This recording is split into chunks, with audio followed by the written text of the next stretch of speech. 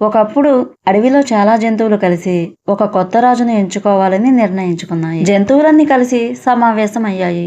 ఆ జంతువులలో ఒక కోతి కూడా ఉంది.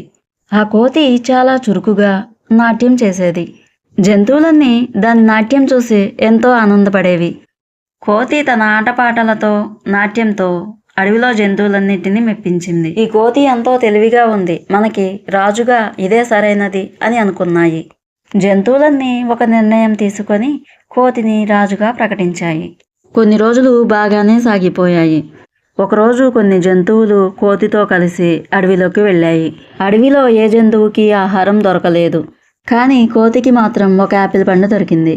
అప్పుడు జంతువులు కోతితో ఇలా అన్నాయి, ఓ రాజా, ఈ యాపిల్ పండు నువ్వే తినాలా? నీవు రాజు అయ్యుండి నీ ప్రజల కోసం ఆహారం దాచాలి కదా అని ప్రశ్నించాయి. అప్పుడు కోతి ఇలా అంటుంది, అదేం లేదే, నేను ముందుగా కాస్త తినాలి కదా. కోతి మాటలు విన్న జంతువులు బాధపడ్డాయి.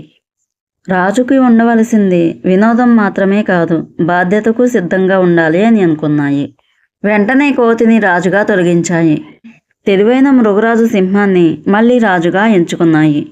ఈ కథ నీతి: రాజుగా ఉండడం అంటే వినోదం కాదు, అది బాధ్యత. తెలివిగా ఉండడమే కాదు, నైతికంగా ఉండాలి. ఫ్రెండ్స్, మరిన్ని స్టోరీస్ కావాలంటే మన ఛానల్ని సబ్స్క్రైబ్ చేయండి, షేర్ చేయండి, లైక్ చేయండి. Thank you friends.